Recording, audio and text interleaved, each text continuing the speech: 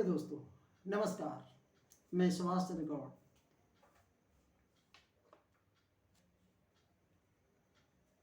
आज हमारा प्रकरण होगा सवर्णों पर टैक्स। सवर्णों पर टैक्स लगाना कहाँ तक उचित है, ये कहाँ तक देश के प्रति ईमानदारी है। सवर्णों पर टैक्स देश के लिए हितकर नहीं है। कोई किसी प्रकार का जो टैक्स अगर किसी के पर लगाकर किसी को अलग किया जाता है तो वो राष्ट्र के प्रति कभी भी अच्छा नहीं माना जा सकता। कभी किसी जमाने में मुगल टैक्स लगाया करते थे, कभी अंग्रेज भेदभाव किया करते थे। 1947 में हमारा देश आज़ाद हो गया और उसके बाद हम आपस में और हमें बांट दिया गया। ये कैसी राजनीति है, ये कैसा विकास है, ये समझ से बहुत दूर है। दोस्तों, इस पर विचार करने की आवश्यकता है। आप इसको देखिए, समझिए। जब हम समाज में जाते हैं और लोगों से ये शब्दों को सुनते हैं कि किसी सवर्ण के घर में जन्म लेना एक अभिशाप है, ये शब्द क्या देश के लिए गौरवान्वित महसूस करते हैं? ये शब्द देश के लिए शर्मिंदगी महसूस करते हैं। नेता अपने इन शब्दों को भले ही ध्यान ना दे, लेकिन इसको विश्व ध्यान देता है, इसको समाज ध्यान देता है, इसको भारत माता की ममता में जाके देखो तो दर्शन अवश्य मिलेंगे। हमारे समाज को तोड़ना ये बिल्कुल ही अनुचित है। जब हमारे यहाँ मुगल शासन करने आए थे तब वो इन सवर्णों को अपने फेवर में लाने के लिए उन्होंने ये विचार बनाया कि यदि ये मर्जी से नहीं आ रहे हैं तो क्यों ना इन पे जुर्म किया जाए, अत्याचार किया जाए। उन्होंने जुर्म अत्याचार सारे फैलाए। देखा सवर्ण परेशान हो गया, प्राणों की कुर्बानी देनी पड़ी, लेकिन झुका नहीं। उसने अपने देश की अस्मिता, अपना सम्मान, अपने धर्म को बचा कर रखा। ऐसी स्थिति में उन्होंने एक टैक्स लगाया था जिसका नाम था जजिया कर। ये जजिया कर मुगलों द्वारा लगाया गया था। जैसे मुगलों ने जजिया कर लगाया था हिंदुओं के ऊपर, हिंदू और मुसलमान के बीच में एक खाई पैदा करके, क्योंकि हम मुसलमानों का फेवर लेते हैं, इन पर टैक्स लगाते हैं, इसलिए सारे लोग मुसलमान हो जाओ, टैक्स हटा देंगे। लेकिन लोग अपनी अस्मिता और अपना धर्म खोना पसंद नहीं करते थे। उन्होंने उस टैक्स को झेला।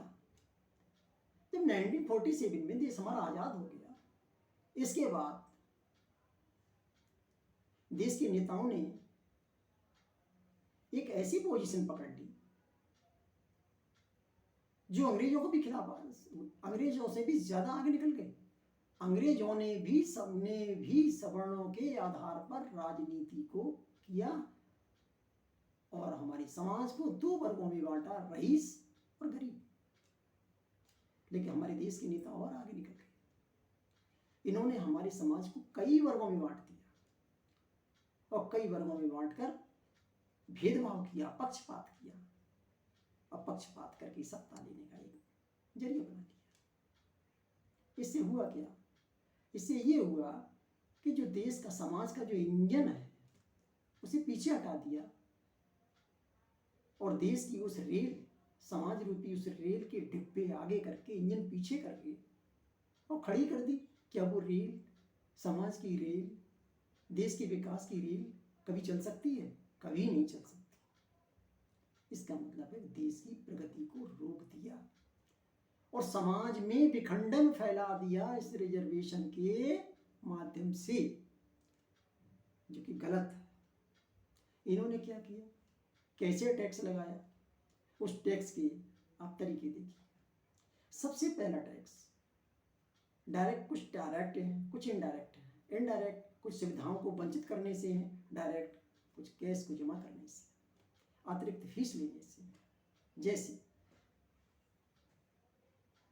बहुत सी ऐसी स्कॉलरशिप सरकार द्वारा चलाई जाती है जिसमें कि सवर्ण को उन स्कॉलरशिप से वंचित कर दिया जाता है। क्यों वंचित किया जाता है? कि सवर्ण है, यानी सवर्ण के घर में जन्म लिया है, तुझे स्कॉलरशिप नहीं दी जाएगी, तुझे कोचिंग नहीं दी जाएगी। अब कोचिंग की बात देखते हैं, जब वो स्कॉलरशिप नहीं देते हैं, वो देखते हैं स्कॉलरशिप ना देने के माध्यम से उनकी वित्तीय व्यवस्था में उनकी कोई सहायता नहीं करते हैं। वो EWS है, वो यदि रिजर्व कैटेगरी की इंडस्ट्रियलिस्ट की है, काम करता है, गरीब है लेकिन बुद्धिमान है, उसकी बुद्धि की कोई आवश्यकता नहीं है। समस्या इस बात की है कि वो सवर्ण है, इसके लिए उस स्कीम से अलग किया जाएगा। क्या वो हिंदुस्तान का नागरिक नहीं है? क्या वो देश के विकास में सहायक नहीं है? ये भेदभाव ठीक नहीं है। अब हम ये देखते हैं, आओ चलो इस बात पे प्रकाश डालते हैं। सबसे पहले प्रकरण लेते हैं कोचिंग स्कीम। कोचिंग से वंचित किया जाना। अब कोचिंग से वंचित करने का उन्होंने एक तरीका बनाया कि ये कोचिंग रिजर्व कैटेगरी को ही दी जाएगी, ओबीसी एससी एसटी आदि वर्गों के लिए ही ये कोचिंग दी जा सकती है। इसके लिए उन्होंने क्या योजना अपनाई है? फ्री कोचिंग स्कीम 2022 चलाई। ये तो मोदी जी द्वारा चलाई गई है, जो ये कहते हैं कि सबका साथ सबका विकास, वसुधैव कुटुंबकम, उदारचरितानां वसुधैव कुटुंबकम। ये जुमला दिखाकर सवर्णों को क्या दिखाना चाहते हो?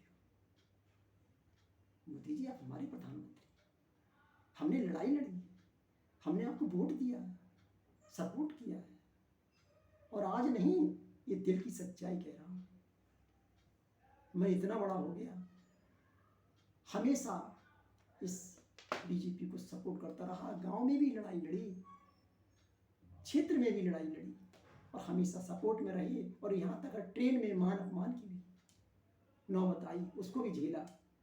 सिर्फ मोदी जी, सिर्फ बीजेपी।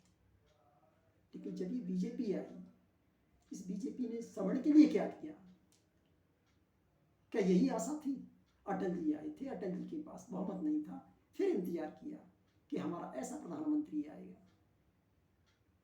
जो हम सवर्णों की सुनेगा। दोबारा परम पिता परमात्मा की कृपा से आपको सबने ठट के समर्थन दिया, जीत तोड़ के वोट दिया। आपके पास क्या कसर छोड़ी? आपको एक ऐसा राजा बनाया, आपको किसी की भी कोई जरूरत नहीं, कोई चिंता नहीं थी, लेकिन आपने फिर भी इस भेदभावपूर्ण नीति पर कोई विचार नहीं किया, बल्कि हरिजन एक्ट को लागू करके सवर्ण के कान पे तमाचा मारा। ये उम्मीद नहीं थी आपसे। अब मैं कुछ आंकड़े दे रहा हूं। हमारे प्रधानमंत्री आदरणीय मोदी जी द्वारा 1922 में कोचिंग स्कीम चलाई, फ्री कोचिंग स्कीम। इसके लिए एप्लीकेशन मांगी गई थी कि आरक्षित वर्ग के SC OBC के बच्चे ही एप्लीकेशन देंगे, और इसके लिए एक सामाजिक न्याय और आधिकारिक मंत्रालय द्वारा ये स्कीम चलाई गई थी, और ये मंत्रालय सिर्फ इन्हीं के लिए ही सुविधा दे सकता है। क्या ऐसा भी कोई मंत्रालय भारत सरकार बनाती है कि एक वर्ग के लिए ही लाभ करेगा? कि उस मंत्रालय में बैठे कर्मचारी, अधिकारी, मंत्री क्या एक वर्ग के टैक्स से ही अपना पेट पालते हैं, अपनी तनख्वाह लेते हैं, अपना विकास करते हैं? यदि वो पूरे देश के पैसे से अपने ऐसाराम उठाते हैं तो देश को किस आधार पर बांटने का उन्हें हक बनता है? सवर्ण के बच्चों को इस स्कीम में शामिल ना करके उन्होंने क्या दिखाया कि सवर्ण इस लायक नहीं है जो इसके लिए फ्री कोचिंग स्कीम 2022 में शामिल किया जाए। इसके लिए उन्होंने क्या किया कि 1,20,000 रुपए तक की कोचिंग दी जाएगी, और 9 माह तक के समय तक और 4,000 रुपये स्टाइफंड भी दिए जाएंगे, बशर्ते एक ही शर्त है, वो सवर्ण नहीं होना चाहिए। यदि वो सवर्ण है तो नहीं मिलेगी। इसके लिए उन्होंने अनेक सेंटर खोले। 14 केंद्रों पर IIT जे की कोचिंग दी जा रही है हमारे देश के अंदर। 13 केंद्रों पर नीट की कोचिंग दी जा रही है। 12 केंद्रों पर बैंक और PO की कोचिंग दी जा रही है। 11 सेंटर ऐसे चलाए जा रहे हैं जहाँ UPSC की कोचिंग दी जा रही है। 9 सेंटर ऐसे चलाए जा रहे हैं स्टाफ सर्विस कमीशन की कोचिंग दी जा रही है, SSC। 6 ऐसे सेंटर हैं जिन राज्य लोक सेवा आयोग की कोचिंग दी जा रही है। और 4 ऐसे सेंटर हैं केट, भारत के शीर्ष मैनेजमेंट सेंटर जिन्हें हम IIM बोलते हैं, उनकी कोचिंग दी जा रही है। क्या इन कोचिंगों में भारत के रहने वाले सवर्ण के बच्चे का हक नहीं बनता है? उसका एप्लीकेशन फॉर्म भी जमा नहीं हो सकता? ये सुविधा केवल उन्हीं को दी जाएगी। इसी तरह से हम ये देखते हैं, दूसरी स्कीम आती है कि साहब स्कॉलरशिप। तो ये स्कॉलरशिप भी एक विशेष वर्ग को दी जाती है कि साहब रिजर्व कैटेगरी को इसको दी जाएगी। क्यों? सवर्ण के बच्चे के लिए स्कॉलर नहीं दी जा सकती? स्कॉलरशिप तो सवर्ण के बच्चे को भी दी जा सकती है। कि वो भारत के काम नहीं आएगा? इसी के आगे हम देखते हैं, यदि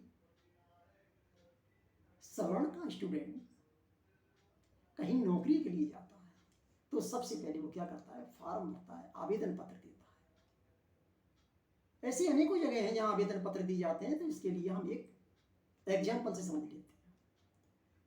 जैसे डॉक्टर्स है, इंजीनियर्स है, हम इंजीनियर से ले लेते हैं, IIT ले लेते हैं, देश का सर्वोपरि संस्थान है इंजीनियरिंग का। तो उसमें जब वो आवेदन भरता है तो आवेदन में रिजर्व कैटेगरी से दूनी फीस देनी पड़ती है। ये टैक्स नहीं है तो क्या है? ये सवर्ण पर टैक्स क्यों वसूला जाता है? दूना टैक्स देगा यदि वो सवर्ण है। जैसे दोनों JEE मेंस की परीक्षा के लिए अगर रिजर्व कैटेगरी 650 रुपये देता है तो उसे सवर्ण को 1300 रुपये देना पड़ेगा। यहाँ इन्होंने OBC को भी अलग किया है, OBC को भी देना पड़ेगा इस चीज। केवल SC ST को छोड़ा है। चाहे वो मंत्री का बच्चा हो, चाहे वो उद्योगपति का हो, चाहे वो कितना ही बड़ा आदमी हो, लेकिन वो रिजर्व कैटेगरी में आता है तो उसके लिए ये फीस की छूट दे दी जाएगी। इसी प्रकार से जब हम JEE एडवांस की परीक्षा की बात करते हैं आवेदन की, तो उसमें अगर वो जनरल है, सवर्ण है, तो 2800 रुपये देने पड़ेंगे। और यदि वो रिजर्व कैटेगरी का SC या ST है तो उसको 1400 रुपये देने पड़ेंगे। ये कहाँ का न्याय है कि सरकार मात्र अपनी सीट की लोलुपता के लिए बनी हुई है, कि उसको लोलुपता में, लालच में बना रहे कि मैं ऐशो आराम और प्रशंसा के पात्र बना रहा हूँ? ये स्थायी चीज नहीं है, ये भारत का विकास नहीं है। ये सवर्ण के साथ एक नया टैक्स है और सवर्ण के प्रति धोखा है। जो सवर्ण जिस पार्टी को कहता है कि यही हमारे विकास का रास्ता है, जो सवर्ण जो ठोस वोट है, उस सरकार के आने के बाद भी आज सवर्ण कुछ नहीं कर सकता। सवर्ण के लिए एक अलग टैगलाइन तैयार कर दी गई है कि तुम्हें इस स्कीम, जो हमारी स्कीम स्कॉलरशिप की है उससे भी दूर रहना है, और हमारी जो कोचिंग की स्कीम है उससे भी दूर रहना है। अब आवेदन के बाद नंबर आ जाता है कि एडमिशन का। तो एडमिशन में एक कट ऑफ तैयार की जाती है। उस कट ऑफ में ये छांटा जाता है कि यदि आप सवर्ण है तो आपके लिए ज़्यादा इसकी कट ऑफ लानी पड़ेगी। जैसे कि हम एक उदाहरण लेते हैं, IIT की जो परीक्षा होती है, तो IIT परीक्षा में जो कट ऑफ तैयार की जाती है, अभी 2022 की कट ऑफ है कि जनरल के लिए 88.41 88.41 परसेंटाइल होगी तब सिलेक्ट होगा। OBC की 67.009 67.009 होनी चाहिए। और इसी प्रकार से SC के लिए 43.08 43.08 और ST के लिए 26.77 26.77 होनी चाहिए, चाहे उनका जो बच्चा है उनके फादर डॉक्टर हैं, इंजीनियर हैं, पैसे वाले हैं, योग्य हैं, होशियार हैं, कोई फर्क नहीं पड़ता, लेकिन वो रिजर्व कैटेगरी में आती है। जब रिजर्व कैटेगरी का अगर इतना ही फायदा है तो कि सारे हिंदुस्तान को रिजर्व कैटेगरी में लाने की योजना है क्या? यह देश के साथ गद्दारी है। ये जो देश की बौद्धिक संपदा है उसको रोकने का तरीका है, ये वोट लेने का तरीका है, यह सवर्णों की काल पे तमाचा है। आप समझिए नया टैक्स क्यों लागू होता है। ये नया टैक्स देश के साथ खतरे की घंटी दे रहा है। सारे नेता ठीक से समझें। जब तक इस बात पर ध्यान नहीं देंगे तब तक देश का विकास संभव नहीं है। देश का विकास बुद्धि विवेक से चलता है। सत्ताएं भीड़ तंत्र से आती हैं, लाई जा सकती हैं, लेकिन सत्ता पर बैठा राजा बगैर बौद्धिक संपदा की, बगैर विवेक की, बगैर एक अच्छे विवेकशील बच्चों के बगैर बिल्कुल भी ना वो टेक्नोलॉजी में विकास करेगा और ना वो भीड़ तंत्र का विकास करेगा, ना राष्ट्र का विकास करेगा। वो केवल अपनी सत्ता पर बैठा बैठा आराम करता रहेगा और इसकी भी कोई सीमा होगी। क्यों? इसीलिए तो हमारा देश धीरे धीरे 1947 से आज तक हम देख रहे हैं हमारी अर्थव्यवस्था दिन पे दिन डाउन होती जा रही है, बेरोजगारी दिन पे दिन बढ़ती जा रही है, जनसंख्या दिन पे दिन बढ़ती जा रही है। ये क्या है? उस इंजन को रोक दिया जाता है और हमारी पार्लियामेंट हो या हमारी विधानसभाएं हो, उनमें ऐसे लोग भेजे जाते हैं जिनको इस तंत्र की कोई आवश्यकता नहीं है, कि उन्हें तो भीड़ तंत्र की आवश्यकता है, विवेक तंत्र की आवश्यकता नहीं है। ऐसे में बहुत सोचने का, समझने का समय आ चुका है। इसके अलावा जब एडमिशन होता है तो एडमिशन के समय में भी देखिए, मैंने आईआईटी का एक ही उदाहरण लिया है और एक ही उदाहरण से समझा रहा हूं। आईआईटी की एडमिशन में 2 लाख रुपए मात्र ट्यूशन फीस का जमा होता है एक साल में। अब 2 लाख रुपया यदि वो सवर्ण का स्टूडेंट है तो उसे 2 लाख रुपए देना पड़ेगा। क्यों? सवर्ण का है। यहां उन्होंने ओबीसी को भी नहीं छोड़ा, ओबीसी को भी देना पड़ेगा।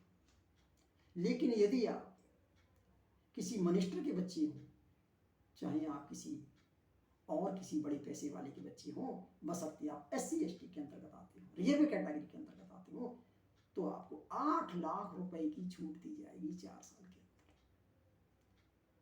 इस पर विचार करने की जरूरत है।